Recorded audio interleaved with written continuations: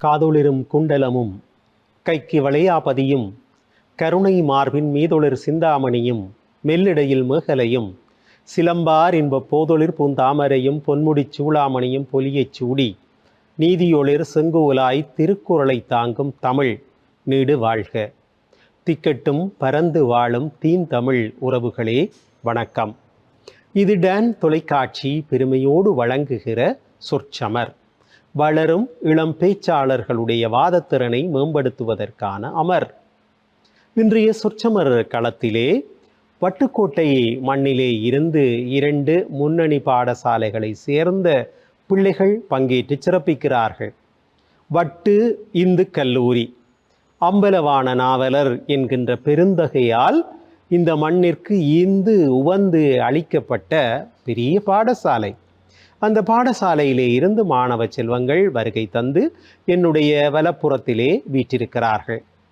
பட்டிக்கோட்டா seminary என்று முதலாக பல்கலைக்கழக அந்தஸ்திலே அமெரிக்க மிஷனரிமாரால் ஆரம்பிக்கப்பட்ட பாடசாலை 1816 என்று நினைக்கிறேன். அந்த காலத்திலே ஆரம்பிக்கப்பட்ட பாடசாலை இன்றும் கூட ஒரு தனியார் பாடசாலையாக தலை நிமிர்ந்து நிற்கிறது. அதுதான் வட்டுக்கோட்டை யாழ்ப்பாண கல்லூரி. யாழ்ப்பாண கல்லூரியிலே இருந்து வருகை தந்த மாணவர்கள் என்னுடைய இடப்புறத்திலே வீற்றிருக்கிறார்கள். வட்டுக்கோட்டையின் 2 கண்களை நாங்கள் காண்கிறோம் என்றால் அது மிகைப்படாது. அந்த பிரதேசத்தினுடைய கல்வி எழுச்சிக்கும் மிகுதிக்கும் முக்கியமான காரணங்களாக இந்த பாடசாலைகள் தான் திகழ்ந்து கொண்டிருக்கின்றன. அன்பிற்கினியவர்களே, இன்றைக்கு உணவு பழக்கங்கள் பற்றி பேச புறப்பட்டால் பேசிக்கொண்டே செல்லலாம். ஒரு காலத்திலே நம்முடைய உணவு பழக்கம் வேறாக இருந்தது. இன்றைய சூழலிலே நம்முடைய உணவு பழக்கம் வேறாக இருக்கிறது. இன்றைக்கு மேலைத்தேய கலாச்சாரத்திலே வந்த உணவுகளின் மீது நாட்டம் கொண்டு நம்மவர்கள் பஸ்தா என்கிறார்கள், மெக்ரோனி என்கிறார்கள், அதை விட பிஸ்ஸா என்கிறார்கள். இப்படி எத்தனையோ வாய்க்குள்ளே நுழைய முடியாத பல உணவுகளுக்கு நாங்கள் பழக்கப்பட்டு விட்ட சூழலிலே வாழ்கிறோம். ஒரு காலத்திலே பழந்தண்ணீர் குடித்தோம், பருப்பு வடை சாப்பிட்டோம், அப்பம் சாப்பிட்டோம், இப்படி எத்தனையோ சாப்பாடுகளை எல்லாம் சாப்பிட்டோம். ஆனால் இன்றைக்கும் கிராமிய வழக்காறுகளிலே அதை பேணுகின்ற தன்மை இருக்கிறது.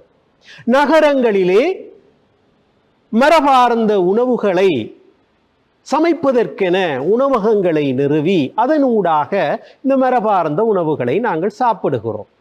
அம்மாச்சி மிகவும் வெற்றி நடை போடுகிற ஒரு உணவகம்.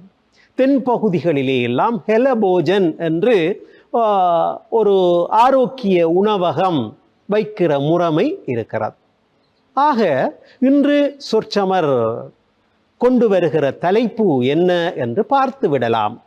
பாரம்பரிய உணவு பழக்கங்கள் தமிழர் கலாச்சாரத்தில் பேணப்படுகின்றனவா இல்லையா? பேணப்படுகின்றன என்று பேசுவதற்காக வட்டு இந்து கல்லூரி மாணவர்கள் காத்திருக்கிறார்கள். அதிபர் திரு லங்கா பிரதீபன் அவர்களுடைய வழிப்படுத்தலிலும் ஆசிரியர் திருமதி தில்லை மணி அவர்களது வழிப்படுத்தலிலும் இந்த பிள்ளைகள் பயிற்றுவிக்கப்பட்டிருக்கிறார்கள். இல்லை பேணப்படவில்லை என்று பேசுவதற்காக வட்டு யாழ்ப்பாண கல்லூரி மாணவர்கள் இங்கே காத்திருக்கிறார்கள். அதிபர் திருமதி ருசிரா குலசிங்கம் அவர்களதும் ஆசிரியர் திருமதி சிவதர்சினி அவர்களதும் வழிப்படுத்தலிலே அந்த விவாத அணி பயிற்றுவிக்கப்பட்டிருக்கிறது. பெற்றோருடைய விருப்பினால் இந்த மேடையை காண்பதற்காக அவர்கள் அழைத்து வரப்பட்டிருக்கிறார்கள். அன்பிற்கினியவர்களே, வாத பிரதிவாதங்களை தொடக்கிவிடலாம். இன்றைக்கு பாரம்பரிய உணவுகள் அவற்றை பேணுகிற தன்மை இன்றும் தான் நிலவிக்கொண்டிருக்கிறது. நாங்கள் சாப்பிடுகிற சோறு எத்தனை ஆண்டுகளாக நாங்கள் சாப்பிட்டு கொண்டிருக்கிறோம். ஆக ஒரு காலத்திலே சோறு சாப்பிட்டு இந்த காலத்திலே வேறு உணவு சாப்பிட்டால் நீங்கள் பேணப்படவில்லை என்று பேசுவது சரியாக இருக்கும். ஆனால் சோறு தானே நம்முடைய மிக பிரதான உணவாக இருக்கிறது. எனவே நீங்கள் எப்படி சொல்லலாம் பேணப்படவில்லை என்று கேட்பதற்கு இங்கே கேள்வியோடு வருகிறார் வட்டு இந்து கல்லூரியினுடைய அணி தலைவி, தரம் 11 கல்வி பயில்கிற மாணவி செல்வி துவாரகா என்ன சொல்கிறார் பார்ப்போம். வீழ்வது நானாயினும் வாழ்வது என் உயிர் தமிழாகட்டும் என்று என் தமிழ் தாயை முதற்கண் வணங்கிக் கொண்டு நெற்றிக்கண் திறப்பினும் குற்றம் குற்றமே என தீர்ப்பளிக்க வந்திருக்கும் நடுவரவர்களே, என் தரப்பினரே எதிர்த்தரப்பினரே, அனைவருக்கும் எனது இந்நேர பணிவான வணக்கங்கள். இன்று நமக்கு வழங்கப்பட்ட தலைப்பானது பாரம்பரிய உணவு பழக்க வழக்கங்கள் தமிழர் கலாச்சாரத்தில் பேணப்படுகிறது என்ற தலைப்பிலே நானும் என் அலையினரும் பேச வந்துள்ளோம்.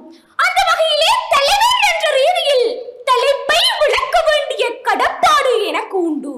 அந்த வகையிலே பாரம்பரிய உணவு என்றால் என்ன என்பது பற்றி நோக்குவோமானால், அந்த காலம் தொட்டு இன்று வரை பேணப்பட்டு வருகின்ற உணவு பழக்க வழக்கங்களே பாரம்பரிய உணவுகள் என நாம் எடுத்து நோக்கலாம்.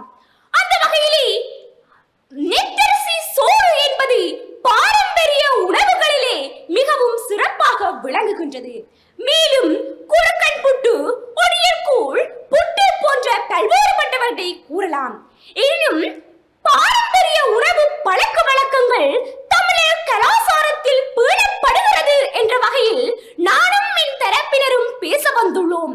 அந்த வகையில் பாரம்பரிய உணவு என்றால் என்ன, எவ்வாறு பாரம்பரிய உணவுகள் தமிழர் கலாச்சாரத்தில் பேணப்படுகின்றது என்ற வகையில் நானும் என் தரப்பினரும் பேச இருக்கின்றோம்.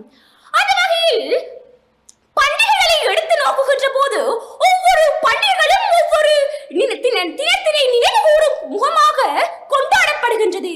அந்த பண்டிகைகள், விழாக்கள் போன்றவற்றின் போது பாரம்பரிய உணவுகள் நாம் பயன்படுத்துகின்றோம்.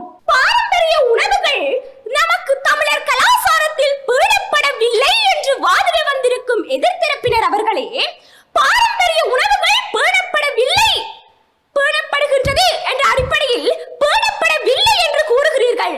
பிராய்லர் கோழியாக ஏன் மாறுகிறார்கள்? அதாவது அக்காலத்தில் நாட்டு கோழியாக இருக்கிறார்கள், ஏன் தற்போது பிராய்லர் கோழியாக மாற வேண்டிய அவசியம்?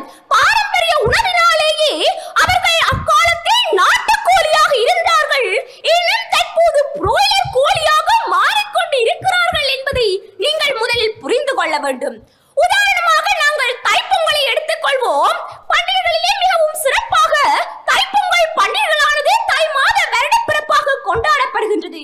அந்த தைப்பொங்கலின் போது ஒவ்வொரு வீட்டிலுமே பொங்கல் பானையில் நெத்தரிசி சோறு இடப்பட்டு பொங்கப்படுகின்றது.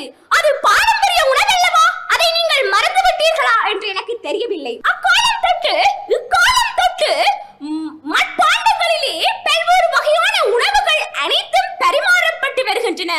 நாம் பல்வேறு உணவுச்சாலை நிறுவனங்களில் கூட நாம் இதனை அறிந்து கொள்ளக்கூடியதாக இருக்கும்.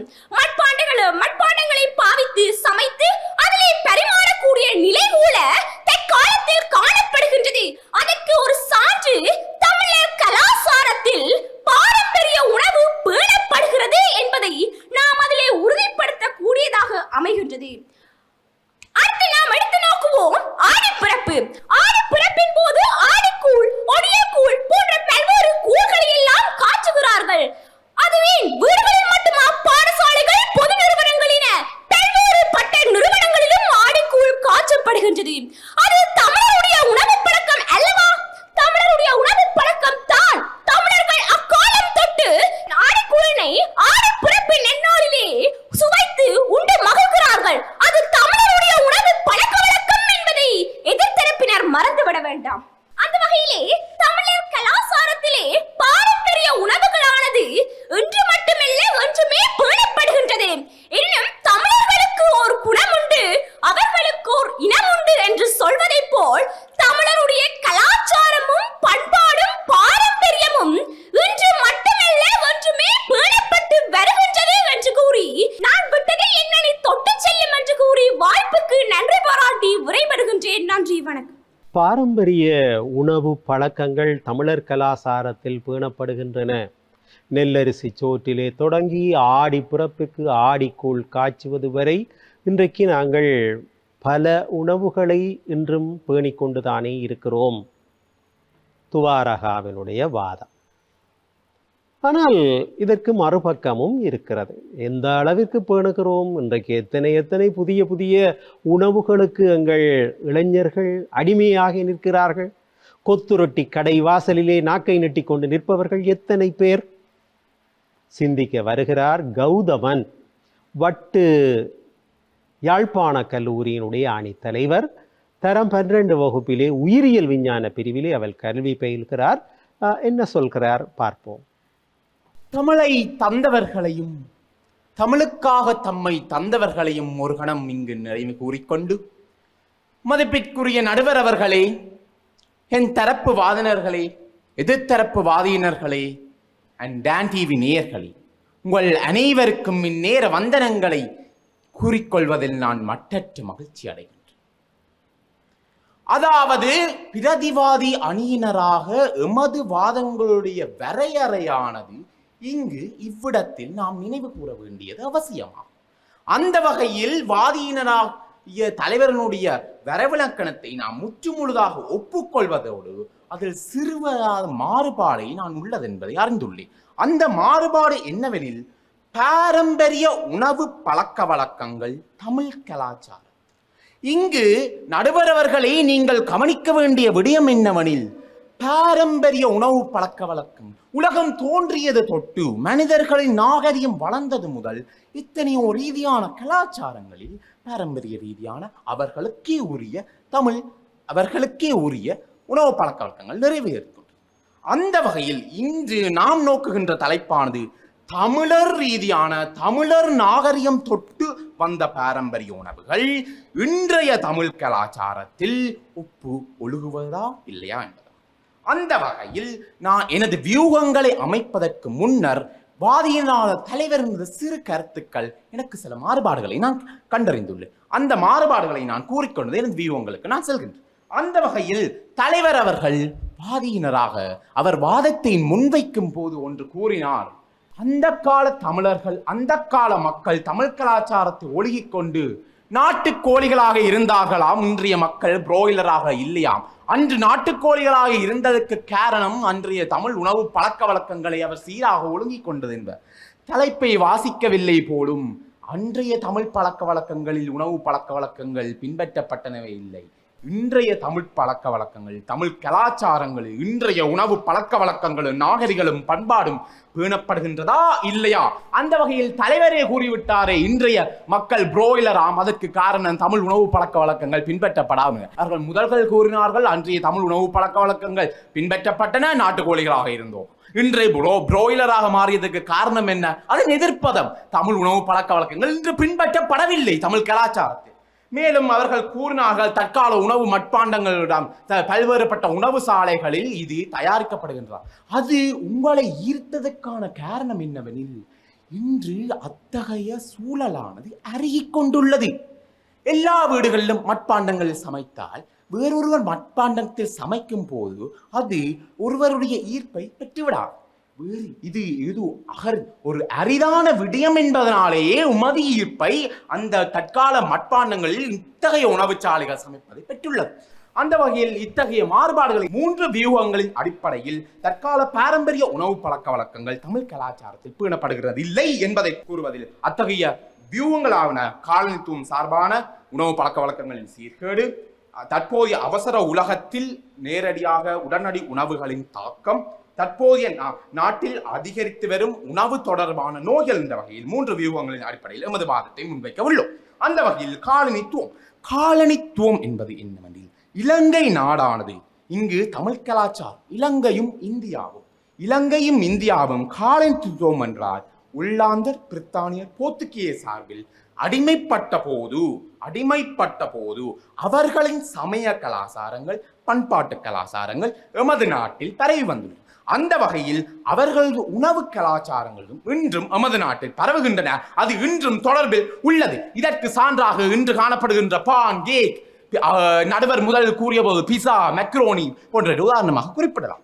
மேலும் இது கலாச்சார சீர்கேட்டை உள்ளாக்குவதோடு தமிழர்களின் கலாச்சாரத்தில் உணவு ரீதியான பழக்கங்களின் பண்பாடுகளில் இருந்து உணவு ரீதியான தொழிற்படு முன்னேற்றங்களையும் அது தொடர்பான வழிமுறைகளையும் விளக்குவதற்காக மக்களை தூண்டுவதில் இது உள்ளது. மேலும் இந்த காலனித்துவம் அவர்களது படிப்பு, அவர்களது எதிர்கால வாழ்க்கைக்கும் சார்பாக முன்னெடுக்கப்பட்டது. அந்த வகையில் இத்தகைய அந்த கால மக்கள் தமது வாழ்க்கையை முன்னேற்றுவதற்காக அவர்கள் கலாச்சாரத்தில் கொண்ட மாறுபாடு இன்றும் கவனிக்க வேண்டும் நடுவர் அவர்களை, இன்றும் பான் கேக் போன்ற முதலிலிருந்து தொடர்பு பட்டு வருகின்றது. அந்த வகையில் நான் விட்டு சென்றதை எனது அணியினர் தொட்டு செல்வார்கள் என்று கூறி வாய்ப்பளித்தமைக்கு நன்றி கூறி விடைபெறுகின்றேன். நன்றிகள் பேராயிரம். இன்றைய மனிதர்கள் ஆரோக்கியத்திலே புரோயிலர்களாகிவிட்டார்கள். அதைவிட அவர்கள் புரோயிலர்களைத்தான் சாப்பிடுகிறார்கள். எனவே பாரம்பரியம் கெட்டுப்போய் இருக்கிறது.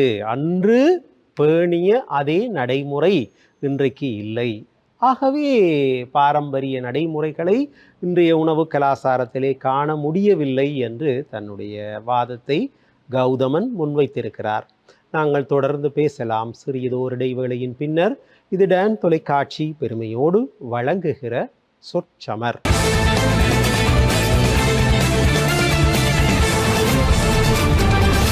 இடைவேளையை தொடர்ந்து சந்திக்கிறோம். இது டான் தொலைக்காட்சி பெருமையோடு வழங்குகிற சொற்சமர். பாரம்பரிய உணவு பழக்கங்கள் தமிழர் கலாச்சாரத்தில் பேணப்படுகின்றனவா இல்லையா? பேணப்படுகின்றன என்று வாதிடுவதற்காக வட்டு இந்து கல்லூரியினுடைய 2வது பேச்சாளர் வருகை தந்திருக்கிறார். சரண்யா, தரம் 11 வகுப்பிலே கல்வி பயில்கிற மாணவி. அவர் என்ன பேசுகிறார்? பேசுங்கோ. என் உயிரிலும் மேலான தமிழ் அன்னியை சிரம் தாழ்த்தி வணங்கிக் கொண்டு தீர்ப்பு வழங்க வந்திருக்கும் நடுவர்களே, என் தரப்பினரே, எதிர்த்தரப்பினரே மற்றும் டான் தொலைக்காட்சியின் நேயர்களே, உங்கள் அனைவருக்கும் இந்நேர வந்தனங்கள். எதிர்த்தரப்பினரின் தலைவர் கூறியதை கேட்டு களைப்படைந்த நான் ஒரு சிறிய பாடலூடாக எமது பாரம்பரிய உணவு பழக்க வழக்கம் இன்றும் இருக்கின்றது என்று நான் சற்று கூறலாம் என நினைக்கின்றேன். சரி.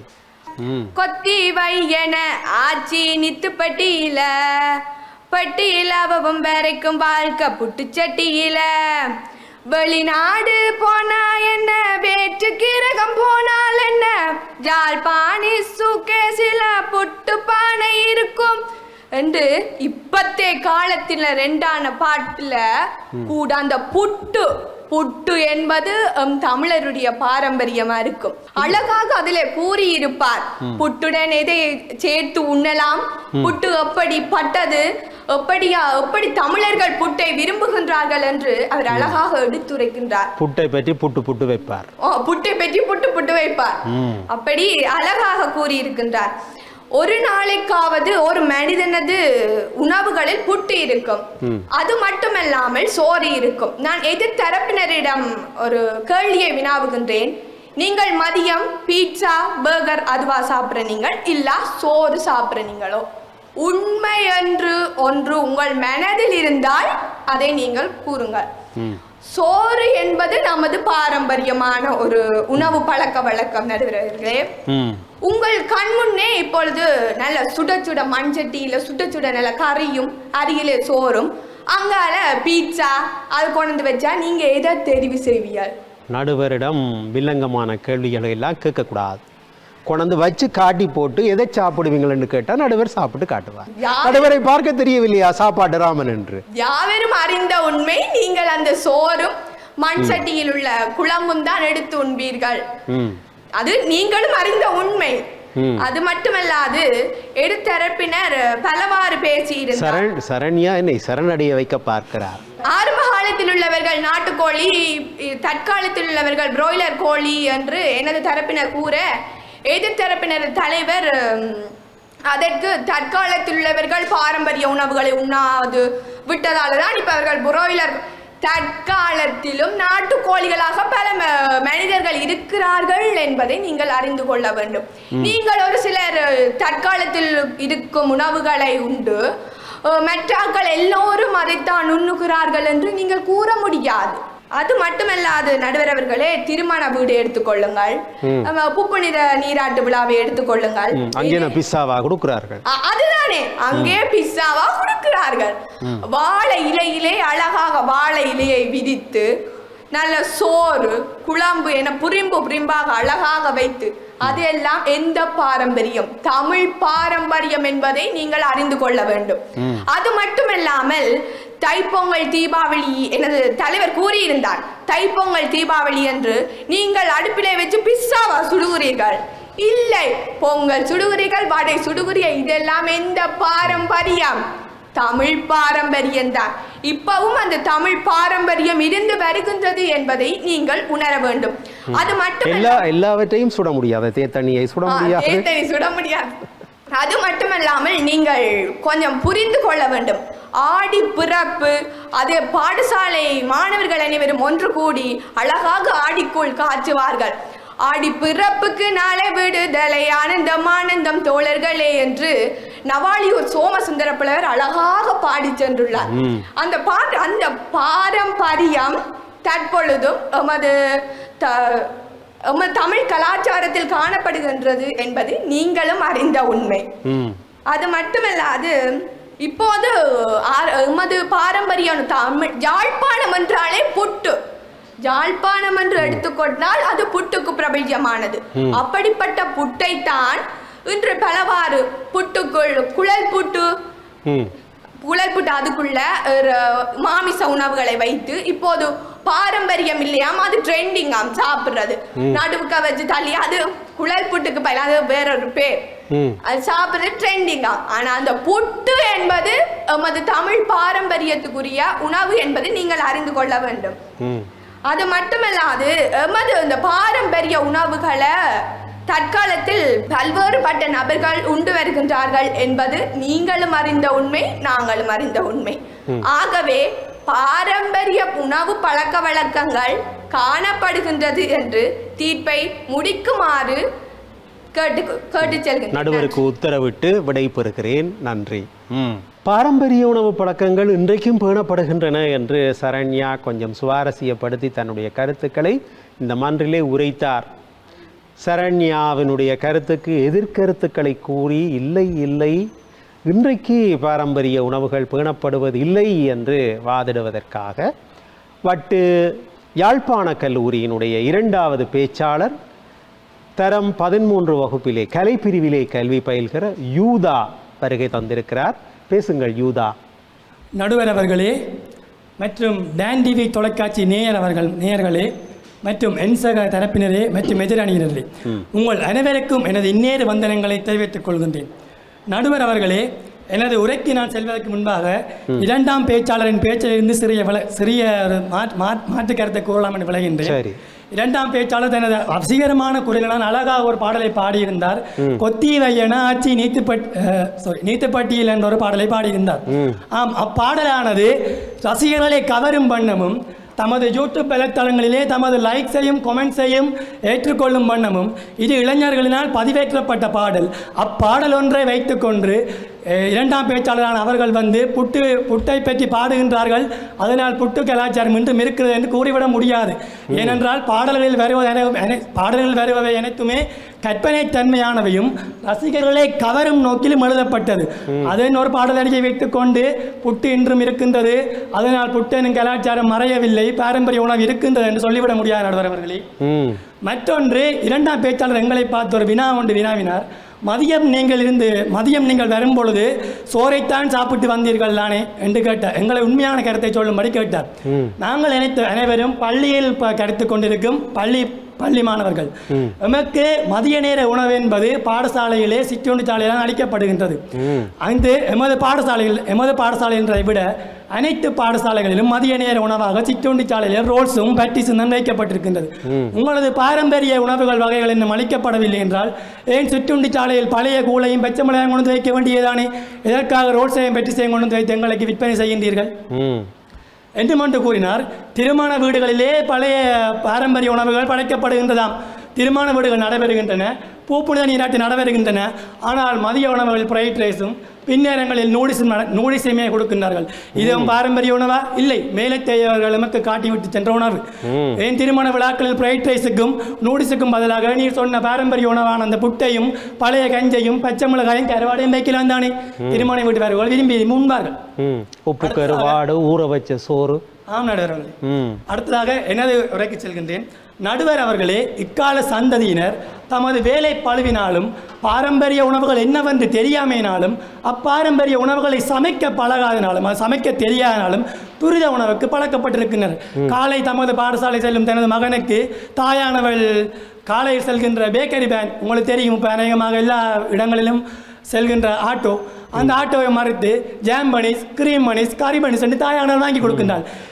எங்களுடைய வீட்டு வாசலுக்கு வருகிற பொழுது ஆம்புலன்ஸ் எது ஆட்டோ எது என்று தெரியாத அளவிற்கு இரண்டும் ஒரே சைரன் தான் எழுப்பி கொண்டு வரும். ஆம், அந்த அளவுக்கு ஆட்டோக்களில் வைத்து இன்றைக்கு நமது பாரம்பரிய உணவை தவிர்ந்த மேலத்தேர்வு உணவுகள் விற்கப்படுகின்றது.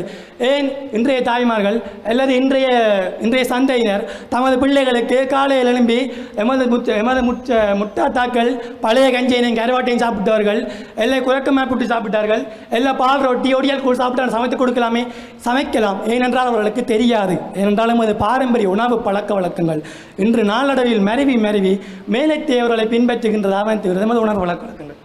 அதைவிட நடுவர் அவர்களே, இந்த பாரம்பரிய உணவு பழக்கங்களுக்கு அடிமையான நம் இனத்தவர்கள் அக்காலத்திலே நம் இனத்தவர்கள் எல்லாம் பாரம்பரிய உணவுகளை உண்டதினால் நோயின்றி நீண்ட காலம் வாழ்ந்தனர். ஆனால் இக்காலத்தில் இந்த பீட்சா, பர்கர், பான், பனிசன்றை திண்டுவிட்டு எமது இளம் சமுதாயமாக இருக்கட்டும், எமது இந்த கால சந்தையினாக இருக்கட்டும், அவர்கள் ஆயுள் காலம் எவ்வளவாக இருக்கின்ற நடுவர்களை நீங்களே கூறுங்கள். யமலோகத்துக்கு அப்ளிகேஷன் போட்டுட்டு இருக்கிறார். 20-30 வயதுகளில் ஏமலோகத்துக்கு எங்கள் நடுவர் சொன்ன மாதிரி விண்ணப்பித்து இருக்கின்றது. ஏன் அவர்களது பாரம்பரிய உணவு பழக்க வழக்கங்கள் மாறி தற்போது மேலத்தே உணவு பழக்கங்களை கொன்று அவ்வுணவினால் நோய்களை ஏற்படுத்தி தம் உயிரை மாய்த்து கொண்டிருக்கின்ற அவல நிலை எமது நாட்டில் நடைபெற்றுக் கொண்டிருக்கின்றதை எதிரணியினர் அறிந்து கொள்ள வேண்டும் என்று சொல்லி எனது உரையினை முடிவு செய்து நான் விட்டதை எனது அணியினர் தொடர்ந்து செல்வார் என்று சொல்லி விடைபெறுகின்றேன். நன்றி, வணக்கம். அவர்கள் இன்றைக்கு புட்டாகட்டும், பால் ரொட்டியாகட்டும், இந்த பூப்பு நன்னீராட்டு விழாவிலே படைக்கப்படுகிற அந்த யாருக்கு விழா நடக்கிறதோ அவருக்கு ஆலாத்தி எடுத்து படைக்கிற உணவுகளாகத்தான் இருக்கின்றன. ஆனால் பொதுமக்கள் சாப்பிடுகின்ற உணவு எது? அந்த பூப்பு நன்னீராட்டு விழாவிலே கூட பால் ரொட்டியையும் புட்டையும் சாப்பிடுகிறார்களா என்றால் இல்லை, ஃப்ரைட் ரைஸையும் நூடுல்ஸையும் தானே சாப்பிடுகிறார்கள்.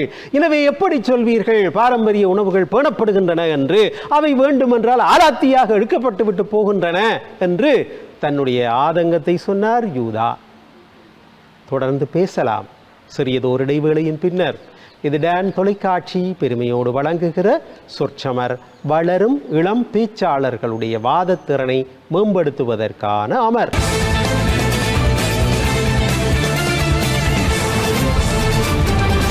இடைவேளையை தொடர்ந்து மீண்டும் சந்திக்கிறோம். இது டான் தொலைக்காட்சி பெருமையோடு வழங்குகிற சொற்சமர்.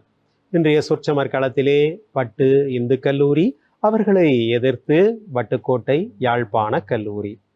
வட்டுக்கோட்டை மண்ணினுடைய கண்கள் என போற்றத்தக்க 2 பாடசாலைகளை சார்ந்த பிள்ளைகள் இந்த களத்தை அழகுபடுத்தி நிற்கிறார்கள். வாத பிரதிவாதங்கள் தொடர்கின்றன. இன்று இவர்கள் எடுத்திருக்கிற தலைப்பு, பாரம்பரியமாக தமிழர்கள் பேணி வருகிற உணவு பழக்கங்கள் இன்றும் தொடர்கின்றனவா இல்லையா, பேணப்படுகின்றனவா இல்லையா? பேணப்படுகின்றனதானப்பா.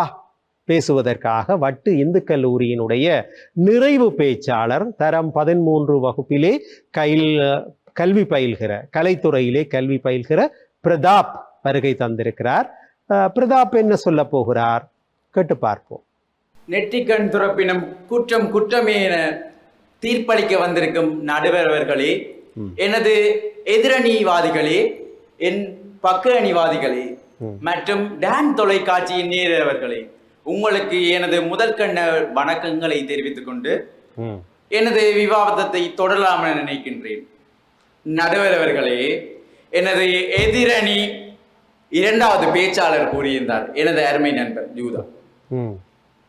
அதாவது பாடசாலைகளுக்கு அனுப்புகின்ற பெற்றோர்கள் ரோட்டால் போகின்ற பனிஸ் பேன்ல இருந்து பனிஸை வெட்டி கொடுக்கணும், அதுவும் வெரைட்டியா சொன்னவர். ஏன் ஐயா, உங்களோட வீட்டில் இருக்கிற பெண்களுக்கு புட்டு அப்படி எதுவும் செய்ய தெரியாது, அவ்வளவு அவசரம். புட்ட வைக்க தெரியாத பெண்கள் இங்க இருக்கின்றன, அதுவும் கூட தமிழ் பெண்களுக்கு புட்ட வைக்க தெரியாதுன்னு சொல்றீங்க. என்ன நியாயம் இல்லாத கருத்து. உங்களுக்கே தெரியும், தமிழ் கலாச்சாரம்டா எல்லாரும் அதே பரம்பரையாக பேணி வர உண்டு. என்ன செய்ய, நாய்க்கு வேணும்ட்டா குறைக்கத்தானே வேணும், அது அவளுக்கு தெரிந்த விஷயம். இப்ப எங்களோட தமிழ் கலாச்சாரத்துல எங்களோட தமிழ் பாரம்பரிய உணவு பேணப்படவில்லையா? ஏன் ஐயா பேணப்படவில்லை? இந்த ரோட்டால போனீங்களோ, ரோட்டால போக போக கடையிலப்பா, அந்த கடையில நீங்க சொல்ற பீட்சா பர்கர் அதுகளை எல்லாம் ஒரு கண்ணாடி தட்டில் அடுக்கி வச்சிருப்பாங்க. ஆனா அங்க சைட்ல பாத்தீங்களோ வாழை இலையில போட்டு வடிவாக்குறவங்க, வாழை இலையில மண் பானையில சமையல் போட்டு எங்கட இந்த சண்டில் ரோட்லயே ஒன்று இருக்கு, ஒரு சோறும் ஒடியல் கூடுமண்டு. அந்த உணவகத்திற்கு போகாத ஆட்களே இல்லையப்பா. இப்ப பக்கத்துல சங்கிலின்னு நின்று திறந்து வச்சுக்கிறாங்க. அங்கே எல்லாம் ஒடியல் கூழும் அரிசிமா புட்டும் ஸ்பெஷலான விஷயங்கள். நடுவர்களே, அது எங்கட தமிழ் பண்டிகைகள் இருக்குத்தானே, அந்த பண்டிகைகள் ஆரம்பித்து விட்டா முதல் நாள் 3 நாளுக்கு முதலே எங்கட வீட்டிலெல்லாம் அந்த முறுக்கு சுடவழிக்கு முறுக்கு சுட்டு ஒரு வாளியலுக்க போட்டு டின் பண்ணி வைப்பினோம். முறுக்கு, அரியதரம், பால் ரொட்டி என்று தமிழ் பாரம்பரிய உணவுகள் அதுகளை தானே செய்து வைப்பினோம். உங்களோட பீட்சாவோ பர்கரோ அதுகளை செஞ்சு வச்சேன் 4 நாள்ல புளிச்சு போறதுக்கு. உதுகளை வச்சு நீங்கள் ஒன்றும் இங்க கதைக்கிறதுக்கு இல்லை ஐயா. தமிழர் பாரம்பரிய உணவானது இன்றும் பேணப்படுகிறது. எங்கட நெல்லரிசி சோறா இருக்கலாம், அரிசிமா புட்டா இருக்கலாம், நண்டு கறியா இருக்கலாம், எல்லாத்தையும் குழச்சடிச்சா சும்மா அந்த மாதிரி சொற்கம். அந்த நண்பன் புட்டுப்பாட்டு ஒன்று பாடி இருக்கிறார் தெரியுமே, அந்த பாட்டுல அழகான ஒரு வரி என்னது தரப்பினர் பாடியிருந்தார். அந்த பாட்டுல எங்க போனாலும் சூர்கேஸுக்கு புட்டு அவிக்கிற உபகரணங்கள் இருக்கு. அதாவது வெளிநாடு போனா என்ன, மேலத்தையும் போனா என்ன, யாழ்ப்பாண புட்டு தானையா இங்கேயும் புட்டு மட்டும் இல்லை, நம்மளோட தமிழ் பாரம்பரியம். அதாவது இப்ப நாங்க பார்த்துட்டோம்னா கார்னால இருக்கிற காரி நகர்ல தமிழ் இளம் விவசாயிகள் என்ற ஒரு சங்கம் இருக்கு. அந்த சங்கத்துல தெரியும் காரை நிரோஜன் என்ற ஒரு அண்ணா. அந்த அண்ணா வந்து விதைக்கிற விதை என்னன்னா இயற்கையா காடு உருவாக்குறார்.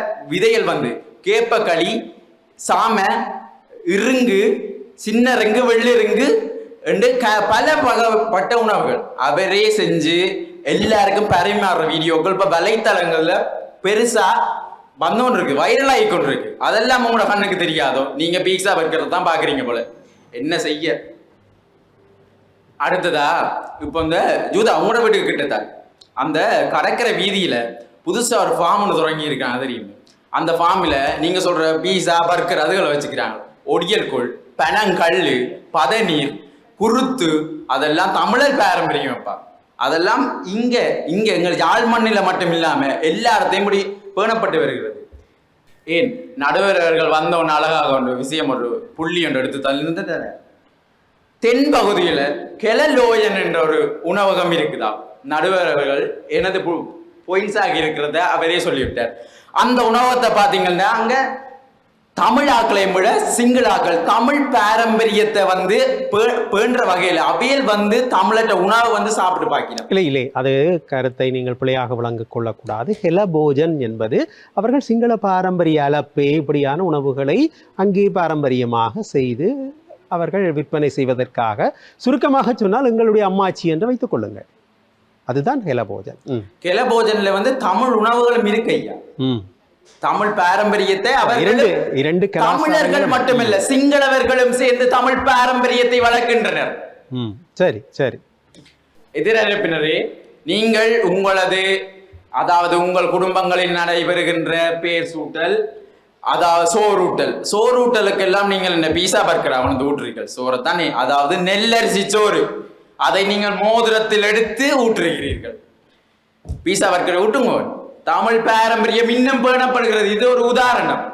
ஆரம்ப காலங்களில் இருந்து இன்றும் தமிழ் சமுதாயத்தினர் தமிழர்களாகிய நாம் இந்த தமிழ் பாரம்பரியத்தையும் தமிழ் பாரம்பரிய உணவுகளையும் பேணிக்கொள்கின்றோம் என்பதை தெரிவித்துக் கொண்டது எனது விவாதத்தை நிறைவு செய்து கொள்கின்றேன். தொடர்ந்து பாரம்பரிய உணவு பழக்கங்கள் தமிழர் கலாச்சாரத்திலே பேணப்படவில்லை என்று தங்கள் அணி சார்ந்து நிறைவு உரையை ஆற்றுவதற்காக சுஜீவன் போல் வட்டு யாழ்ப்பாண கல்லூரியினுடைய தரம் 13 வகுப்பிலே கலைப்பிரிவிலே கல்வி பயில்கிற மாணவன் போல் என்ன சொல்கிறார் என்பதை பார்ப்போம்.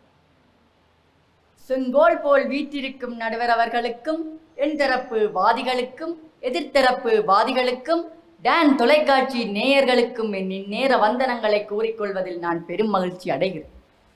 நான் நேரடியாக தலைப்புக்குள்ளே நுழைகிறேன். தற்கால மக்கள் பலர் காலையில் பனிஸ், மதியம் ரைஸ், இரவு கேப்சியா கேவிசியா என்று குழம்பி இருக்கிறார்கள். இப்படி இருக்க தமிழ் உணவு பழக்க வழக்கங்கள் தமிழ் கலாச்சாரத்தில் இன்னும் பேணப்படுகிறது என்று எப்படி நாங்கள் நம்புகிறது? எப்படி அது உண்மையாகும்? தமிழ் கலாச்சாரத்தில் அழிந்து விட்டது. தமிழ் பாரம்பரிய உணவுகள் தமிழ் கலாச்சாரங்களை அழிந்து கொண்டு வருகின்றது. அத்தோடு முதலாம் தரப்பு பேச்சாளர் கூறியிருந்தார், தற்காலத்தில் பெரும் கடைகளில் மட்பாண்டங்களில் உணவு தருகிறார்கள் என்று. மட்பாண்டங்களில் உணவு தருகிறார்கள். அதில் என்ன உணவு தருகிறார்கள்? பிரியாணி, ஃப்ரைட் ரைஸ், பொரிச்ச கோழி. பொரிச்ச கோழியும் மேலத்தைய ஸ்டைலில் பொரிச்ச கோழியை தாரின மிஞ்ச மஞ்சட்டிக்க வச்சு தர்றதை பற்றி நாங்கள் கதைக்க வரையில்லை. நம்மட தமிழ் பாரம்பரிய உணவுகள் இன்னும் பேணப்படுதாண்டுதான். அது மஞ்சட்டிக்க வச்சு தாரது எங்களுக்கு முக்கியம் இல்லை, பாரம்பரிய உணவை தரணும், அதுதான் முக்கியம். இங்க மண்சட்டிக்க வச்சு மேலத்தைய உணவு தெரியணும். அதாலேயே தெரியுது தமிழ் பாரம்பரிய உணவுகள் குறைவாகத்தான் கிடைக்கிறது, இல்லாட்டி பேணப்படுறது மிக அரிதா போய்கொண்டிருக்கு. அவர் இன்னொன்றையும் கூறியிருந்தார், ஆடிக்கூழ் குடிப்பதற்கு தாங்கள் நாள் வச்சு விழா எல்லாம் கொண்டாடி ஆடி பிறப்புக்கு நாளை விடுதலை என்று பாடலும் பாடி கொண்டாடுகிறார்கள் என்று. நடுவர் அவர்களே, நீங்களே கொஞ்சம் யோசித்து பாருங்கள். ஒன்று அரிதாக செல்லும் போதுதான் அதற்கு பிறம்பாக நாள் எடுத்து பாடல் பாடி கொண்டாடுவார்கள். அப்படி இந்த ஆடிக்கூழ் நமது தமிழ் பாரம்பரியத்தில் இருந்தங்கட பூட்டன்மார் தாத்தாமார் ஆக்கள் எல்லாம் ஆடிக்கூழ் தினம்தோறும் அல்லது ஒன்றை விட்டு ஒரு நாள் காய்ச்சி குடிச்சு கொண்டிருந்தவர். இப்ப அப்படியே குடிக்கிறோம். ஆடிக்கூழ் குடிப்பதற்கு அப்படி ஒரு நாளை நாங்க தேடுறோம். ஆடி பிறப்பு வரணும், அப்பதான் கூழ் காய்ச்சோணும் என்று நாங்கள் தேடி திரிகிறோம். அப்படி இருக்கேக்க ஆடிக்கூழ ஆடியில குடிச்சு, ஆடியிலேயும் ஒரு நாள் ஆடி 15 நினைக்கிறேன், அந்த நாள் தான் ஆடிக்கூழ் குடிக்கணும். தமிழிலே ஆடி முதல் நாள். அதற்கும் இப்பொழுது அரசாங்க அலுவலகங்களுக்கு சர்க்குலர் அனுப்ப வேண்டி இருக்கிறது. ஆடிக்கூழ் குடிப்பதற்கும் அனுமதி எடுக்க வேண்டி இருக்கிறது. அப்படி இருக்க எங்களுடைய தமிழ் கலாச்சாரம் குறைஞ்சு கொண்டுதானே போகுது. அதை அறியாம கதைக்க வந்திருக்கணும். அடுத்ததாக இரண்டாம் பேச்சாளர், அவரிடம் வருவோம்.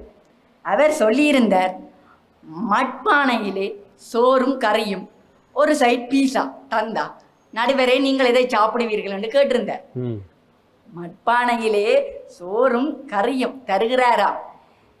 உங்கள் மனதை தொட்டு சொல்லட்டுமா? உள்ளத்திலிருந்து நான் கேட்கிறேன், உங்கள் மனதை உள்ளத்தை தொட்டு சொல்லுங்கள். நீங்கள் தினம்தோறும் மட்பானையிலையா வச்சு மண் சட்டியிலையா சோறும் கறியும் விட்டு சாப்பிட்றீங்க? பிளாஸ்டிக் கோப்பையோ இல்லாட்டி தகர கோப்பையோ யாருக்கு தெரியும்? இந்த கோப்பையில போட்டு சாப்பிட்டுட்டு உங்களை போய் கேள்வி கேட்கணும், நீங்கள் மண் சட்டியில சாப்பிடுவீங்களோ பீஸாவை சாப்பிடுவீங்களோன்னு.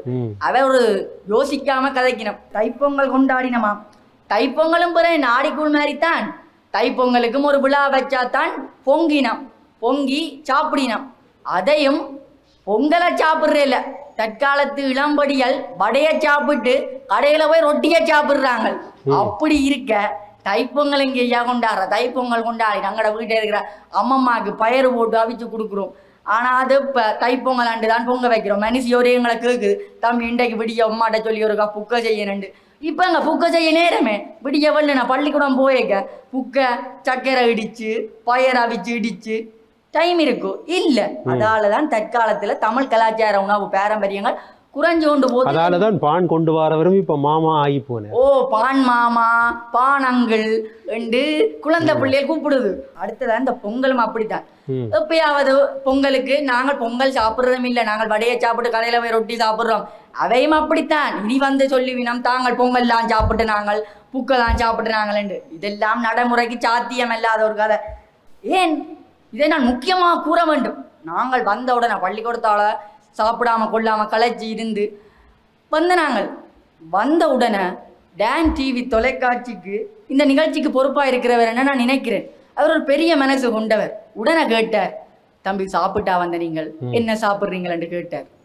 உடனே பிரதிவாதிகள் உடனே சொல்லினோம், சார் ஃப்ரைட் ரைஸ் இல்லாட்டி கொத்து கட்டுவோம். அப்ப என்னண்டு புட்டு புட்டு புட்டு வச்சாங்க, புட்டு பானையில வச்சாங்க என்று சொல்லினோம். பாட்டு எனக்கு தெரியாது, அதெல்லாம் வெறும் பேச்சளவிலே தான். ஓ, புட்டு பானையில புட்டு வச்சா வைக்கணும் பாட்டு பாடினோம். ஆனா அவ கேட்கலையே, அவ சொல்லலையே எங்களுக்கு புட்டும் கறியும் கட்டிக்காங்கோ, எங்களுக்கு புட்டு தான் வேணும், கறி தான் வேணும், இடியப்பம் தான் ஒன்றும் சொல்லல. அவ உடனே சொன்னது ஃப்ரைட் ரைஸ். ஃப்ரைட் ரைஸ் நாங்கள் கேட்க அவ கொத்து வேணாம் வேணாம், இனி சாப்பிட கொஞ்சம் இல்லை, அது சாப்பிட்டா கதைக்கு இல்லாது. நார்மலாக ரோல் கிழங்கு ரொட்டி இல்லாட்டி ரோல்ஸ் மற்றது இது கிரீம் பண்ணி அப்படியே நார்மல் சோட்டிஸ் இருந்தா வேண்டியா உங்களுக்கு நீ என்னென்ன வேண்டும் என்று தயாரிப்பாளருக்கு சொல்கிறீர்கள். அவ அப்படி சொல்லிட்டினாம், வந்த உடனே சொல்லிட்டினாம். அதான் நான் சொல்லுறேன். மூன்றாம் பாதி கொஞ்சம் கதைச்சிருந்தார் இந்த நண்பர் ஜூதாவை பற்றி. அவர் கதைச்சிருந்தார், ஜூதாண்ட வீட்டுக்காரருக்கு சமைக்க தெரியாது, அதால தான் அவ பான் பனீஸ் வேண்டினமண்டு. சமைக்க தெரியாதண்டு இல்லை, காலமா விடிய வீட்டில் 3 பிள்ளை இருக்கிறாக்கள் என்ன செய்வினம்? சமைக்க நேரம் இருக்கும் இல்லை. இதை சொல்ற மாதிரி புட்டு குழல் புட்டு அவிச்சு கொண்டிருக்க டைம் இல்லை. பிள்ளைகளை வலிக்கிருத்தி பாடசாலைக்கு அனுப்பிட்டு அவையும் தங்களோட வேலைக்கு போகணும். அதுக்காக வர்ற வாகனங்களை மறிச்சு இந்த பான் பேண்ட் வருது, நல்ல பாட்டும் போட்டு கொண்டு வருது. அப்போ அவ பாட்டு சத்தம் கேட்ட உடனே கேட்டுக்கு போய் நின்று கையை போட்டு மறிச்சு உடனே 200 ரூபா 300 ரூபாய்க்கு வேண்டி சாப்பிடினோம். அது ஏன்? அது அவைண்ட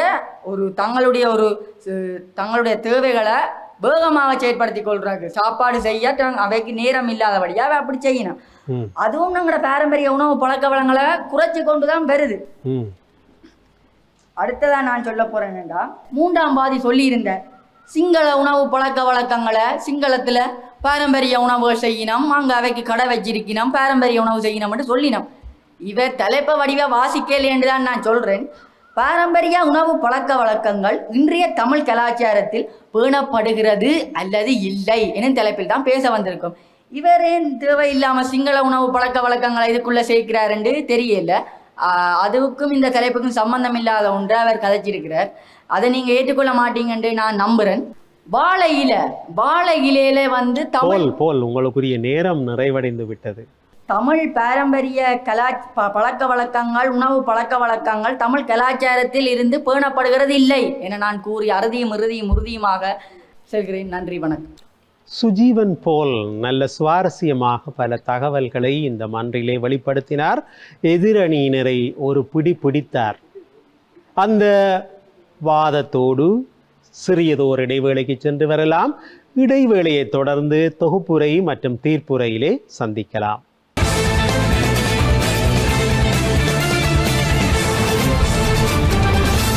இடைவேளையை தொடர்ந்து மீண்டும் நிறைவு பகுதியிலே சந்திக்கிறோம். இது தொகுப்புரை மற்றும் தீர்ப்புரைக்கான நேரம். பட்டிமண்டப ஒழுங்கு விதிகளின் பிரகாரம் முதலில் வாதத்தை ஆரம்பித்தவர் நிறைவாக தொகுப்புரை ஆற்றுவார். அந்த வகையில் இரண்டாவதாக வாதத்தை ஆரம்பித்த வட்டுக்கோட்டை யாழ்ப்பாண கல்லூரி அணித்தலைவர் கௌதமன் தன்னுடைய தொகுப்புரையை ஆற்றுகிறார். பேசுங்கோ கௌதமன். தொகுப்புரையில் மீண்டும் வந்து இணைவதன் மூலம் நான் வந்தனங்களை கூறிக்கொள்கின்றேன். அந்த வகையில் நான் தொகுப்புரைக்கு செல்வதற்கு முன் 3ஆம் விவாதி, அதாவது எமது தரப்பினரின் 3ஆம் விவாதி கூறும்போது எதிர்த்தரப்பினரின் சில கலக்கங்கள் என் கண்களுக்கு பட்டன. அந்த வகையிலேயே என்னவென்றால், இன்று வாதிகளாக நீங்கள் எங்களிடம் கேட்கவில்லை பீட்சா சாப்பிடுங்கோ, ஃப்ரைட் ரைஸ் எடுங்கோ, கொத்தரட்டி எடுங்கோ என்று. இந்த கேள்விகளை கேட்டவர்கள், அதாவது இந்த டான் தொலைக்காட்சியின் பொறுப்பாக இருப்பவர். அதாவது டான் தொலைக்காட்சியில் நாம் உணவு தொடர்பான கலாச்சாரங்கள் இந்த தலைப்பையே தந்துவிட்டு தலைப்புக்கு முரணான ஃப்ரைட் ரைஸ் சாப்பிட போறீங்களோ தம்பி, கட்டியறட்டும், நான் சாப்பிடாட்டியே சொல்லுங்களா, நான் கட்டியாரன் சாப்பிட்டு சொல்லுங்க. இப்ப நாங்க என்ன சொன்னாங்க, எங்களுக்கு வேண்டாம், பசிக்கல, கதைக்கலாண்ட, அப்புறம் நான் சோட்டிஸ் வேண்டியோ பிஸ்கட் வேண்டியறட்டும். அதுக்கு வட்டிந்து கல்லூரியின் பொறுப்பாசிரியரும் பிஸ்கட் எதுவும் சாப்பிடுங்க தம்பி மேர், அது சரியா இருக்கும். அப்ப இங்கு என்ன கவனிக்க வேண்டிய விடயம் என்ற நடுவர் அவர்களே, இன்று எல்லா விதமான மக்கள் தரப்பினர்களும் பரவப்பட்ட விடயம் என்னதான் புட்டுப்பாட்டு, ஆடிக்கூழ், ஆடிப்பிறப்புக்கு நாளை விடுதல் என்றாலும் அந்தந்த சிறிய சிறிய காலத்தவணைகளில் அவர்களது ஒரு ட்ரெண்டிங்காக இது காணப்படுது. ஆனால் மக்கள் முன்னிலையில் பரவுகின்ற விடயம் இந்த உடனடி உணவுகளும் சீர்கேடுகளும் மட்டுமே. அந்த வகையில் எமது இல்ல தரப்பினர்கள் காலனித்துவம் தற்போதைய நாட்டில் வளர்ந்து வரும் உணவு தொடர்பான நோய்கள் உடனடி உணவுகளை பற்றி கூறியிருந்தார்கள்.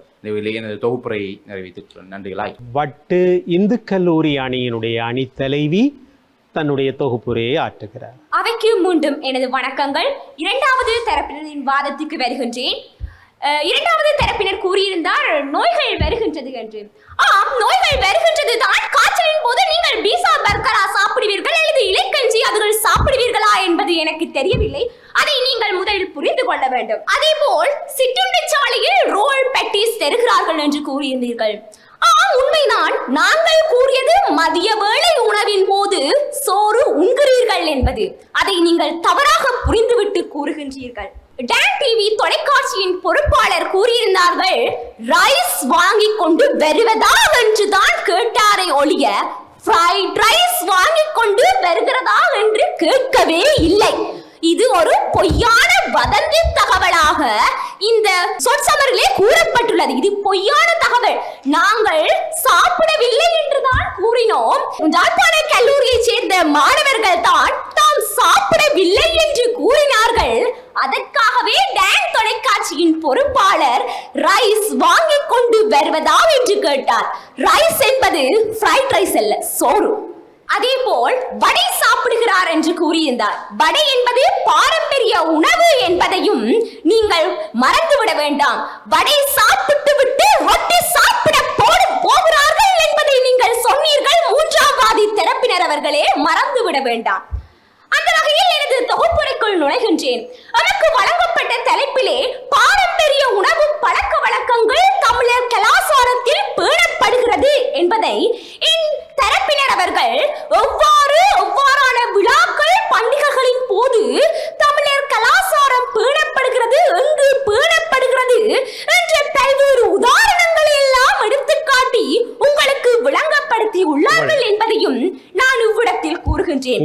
ஆகவே இறுதியுமாக கூற வருவது நான் ஜாதனில் பாரம்பரிய உணவு பழக்க வழக்கங்கள் என்பது தமிழர் கலாச்சாரத்தில் இன்று மட்டுமல்ல என்றுமே நடை போட்டுக் கொண்டுதான் இருக்கின்றது என்று கூறி வாய்ப்புக்கு நன்றி பாராட்டி விடைபெறுகின்றேன். நன்றி, வணக்கம். அன்பிற்கினியவர்களே, சுவையான வாத பிரதிவாதங்களை இதுவரை கேட்டோம். பாரம்பரிய உணவு பழக்கங்கள் தமிழர் கலாச்சாரத்திலே பேணப்பட்டு வருகின்றனவா இல்லையா என்று ஒரு வினா இங்கே முன்வைக்கப்பட்டிருக்கிறது.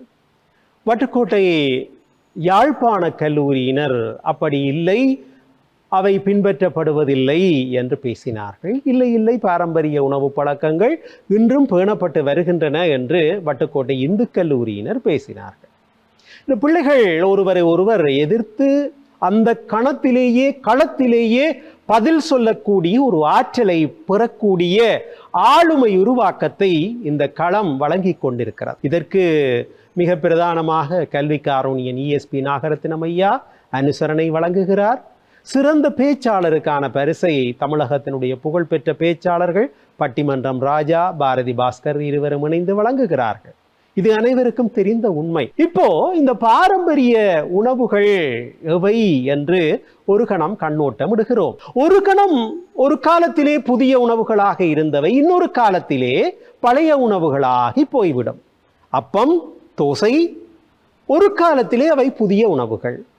இந்த இரண்டு தரம் போட்டால் இஸ் இஸ் என்று சத்தம் கேட்டபடியால் தோசை ஏக் என்றால் ஒன்று வடமொழியிலே, ஹிந்தியிலே ஏக் என்றால் ஒன்று, தோ என்றால் இரண்டு தரம் சை சை என்று சத்தம் போட்ட காரணத்தால் அதற்கு தோ சை என்று பெயர் வைத்தார்கள். தமிழிலே கூட அதை துவிசை என்று சொல்வார்கள். ஆனால் நாங்கள் வழக்கத்திலே அதை தோசை தோசை தோசை என்று. இன்றைக்கு தோசை சுடுவதென்றால் ரவா எடுத்தியா என்று கேட்கிற காலம் வந்து, ரவையில தோசை சுடுகிற காலம் வந்துவிட்டது. உளுந்தில தோசை சுட்ட காலம் இப்பொழுது சற்று மாறிப்பட்டிருக்கிறது. பாரம்பரிய உணவுகள் என்றால் ஒரு காலத்திலே திணையரிசி சோறு, சாமை அரிசி சோறு இவற்றைத்தான் நாங்கள் சாப்பிட்டோம். அது பின்னர் நெல்லரிசி சோறாக மாற்றம் கண்டது. இங்கே ESP ஐயா எங்களோடு இருக்கிறார். அவர் காரநகர் சிவன் கோவிலில் ஒரு மடம் வைத்திருக்கிறார். அங்கே அந்த மடத்திற்கு போகிறவருக்கு கைக்குத்தரிசி, கருப்பனரிசியை அவித்து கைக்குத்தரிசியிலே மணக்க மணக்க சாப்பாடு கொடுப்பார். அந்த கருப்பன் அரிசி சோற்றை இன்றைக்கு கண்ணாலும் காண முடியவில்லை. கருப்பன் அரிசி, பச்சை பெருமாள் இவற்றையெல்லாம் காண முடியவில்லை. இன்றைக்கு வெள்ளை அரிசி, பொன்னி அரிசி என்று நாங்கள் எங்கள் நடைமுறை வாழ்வியலிலே பல மாற்றங்களை கண்டு நிற்கிறோம். சரி, சோறுதான் எங்கள் தேசிய உணவா என்று கேட்டால் இல்லை இல்லை, பான் தான் தேசிய உணவு என்று பல பேர் பேசிக்கொள்கிறார்கள். ஒரு காலத்திலே என்னுடைய வீட்டிலே கூட என்னுடைய அப்பாவினுடைய தாய், அவரை அப்பாச்சி என்று சொல்லுவோம், வீட்டிலே பான் வாங்குவதற்கு தடை, மானம் போய்விடும் என்று அவர் சொல்வார். பிரதேசி சாப்பாடு தான் பான் என்று அவர் பேசுவார்.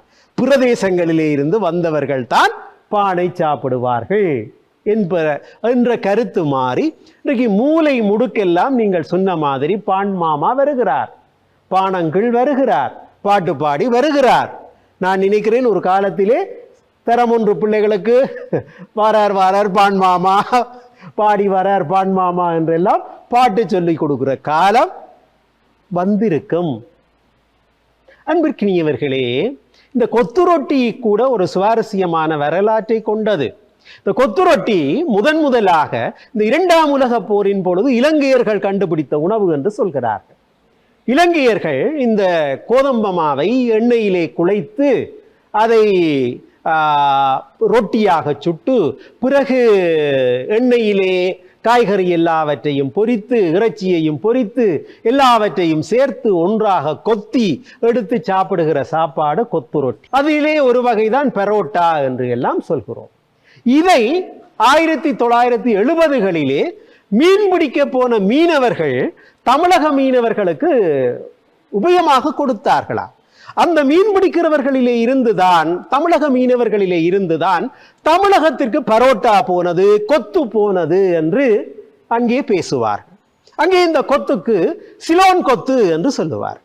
சிலோன் கொத்து என்றால் இலங்கையிலே இருந்து போன கொத்து. அதை விட அவர்கள் நெய் அப்படியான பொருட்களை எல்லாம் சேர்த்து அந்த பரோட்டாவிலே, கொத்து ரொட்டியிலே ஒவ்வொரு வகை மாதிரிகளை இப்பொழுது உருவாக்கி இருக்கிறார்கள். ஆக இவற்றை பாரம்பரிய உணவு என்று சொல்லிவிட முடியாது. ஏனென்றால் கோதுமை எங்களுடைய பண்டம் கிடையாது. இங்கே எங்களுடைய இந்து சமய கடவுளர்களுக்கு படைக்கிற உணவுகளை பார்க்கிறோம். இந்த உணவுகள் பெரும்பாலும் பாரம்பரிய உணவுகளாகத்தான் இருக்கும். கொழுக்கட்டையாக இருக்கட்டும், மோதகமாக இருக்கட்டும், வடையாக இருக்கட்டும், சாதமாக இருக்கட்டும். இங்கே சொன்னார்கள், இன்றைக்கு புக்கை பொங்க கூட பல பேருக்கு தெரியாது அல்லது அலுப்பு பஞ்சி பட்டு போய் இருக்கிறார்கள் என்று இந்த போலினுடைய அம்மம்மா வேதனைப்பட்ட கதையை அவர் சொன்னார்.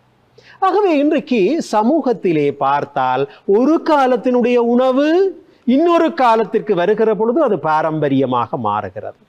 எந்த உணவும் மாற்றமின்றி அது தொடரப்படுகிறதோ என்று கேட்டால் இல்லை, அதற்குள்ளே பற்பல மாற்றங்கள் ஏற்பட்டிருக்கின்றன என்றுதான் விடை கிடைக்கிறது.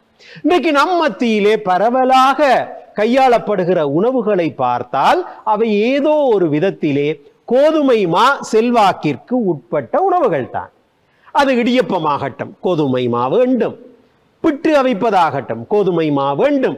யார் சாமி அரிசியிலே, திணை அரிசியிலே புட்டவிக்கிறார்கள்? குரக்கன் புட்டு அவித்தால் உங்கள் வீட்டிலே எத்தனை பேர் சாப்பிடுவதற்கு தயாராக இருக்கிறார்கள்?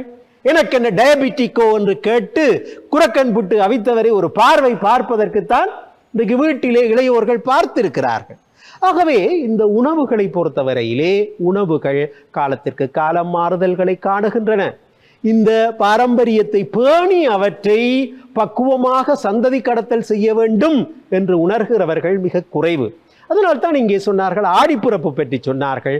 அதை கூட இன்றைக்கு சர்க்குலரிலே கொண்டாடுகிற நிலையிலே தான் கட்டளை போட்டு ஆடிப்பிறப்பிற்கு கூழ் காய்ச்சுங்கள், உங்களுக்கு 50,000 ஒதுக்கீடு செய்து விடுகிறோம் என்று வடக்கு மாகாண அமைச்சு அப்படி ஒரு ஏற்பாட்டை செய்து வைத்திருக்கிறார். வடக்கிற்கு வெளியே இந்த ஆடிக்கூழ் காய்ச்சுகிற மரபு இல்லை என்று சொல்கிற அளவிற்குத்தான் நிலைமை இருக்கிறது. ஆக மொத்தத்திலே பார்த்தால் பாரம்பரிய உணவுகள் அங்கொன்றும் இங்கொன்றுமாக பேணப்படுகின்றன. அதைவிட இந்த பாரம்பரிய உணவுகள் தூய்மையான உணவுகளாக, நான் சொன்னேன் இந்த மைதாமா, கோதுமைமா. நான் மைதாமா என்று சொல்வதற்கு காரணம், இந்த நிகழ்ச்சியை தமிழகத்திலும் பலர் பார்க்கிறார். அவர்கள் கோதுமைமா என்றால் என்ன என்று கேட்பார்கள். இந்த மைதாமாவை வைத்து இந்த உணவினுடைய கலாசாரத்தை மாற்றி விடுகிற தன்மையிலே தான் நாங்கள் இருக்கிறோம். ஆக மொத்தத்திலே இவர்களுடைய பேசிய அடிப்படையிலும் தர்க்கவாதத்தின் அடிப்படையிலும் நடுவரால் ஒரு தீர்ப்புக்கு வர முடிகிறது. பாரம்பரிய உணவுகளை இன்றும் அப்படியே பண்பாடு மாறாமல் பேணுகிற வழக்காறு கிடையாது. பாரம்பரிய உணவுகள் தமிழர் பண்பாட்டில் அப்படியே பேணப்படுவதில்லை என்று வாதிட்ட வட்டு யாழ்ப்பாண கல்லூரி அணியினர் இந்த போட்டியிலே வெற்றி பெறுகிறார்கள் என்கிற தீர்ப்பை சொல்லி தன்னுடைய அணிக்காக அதிக புள்ளிகளை ஈட்டி கொடுத்த சிறந்த விவாதி என்கிற தகைமையை இந்த சுற்றிலே பெறுபவர் யார்? அவருக்குத்தான் தமிழகத்தினுடைய புகழ்பெற்ற பேச்சாளர்கள் பட்டிமன்றம் ராஜா, பாரதி பாஸ்கர் இருவரும் உவந்தளிக்கிற இலங்கை பணம் 5000 ரூபாய் வழங்குகிற சிறப்பு இருக்கிறது. அந்த பரிசை பெற இருப்பவர் தன்னுடைய அணிக்காக சூடாகவும் சுவையாகவும், உணவுகள் பற்றி பேசிய காரணத்தால் சூடாகவும் என்று சொன்னேன், அப்படி சூடாகவும் சுவையாகவும் தன்னுடைய வாதத்தை முன்வைத்த போல் அந்த பரிசை பெறுகிறார். வாருங்கள். வாழ்த்துக்கள். சரி,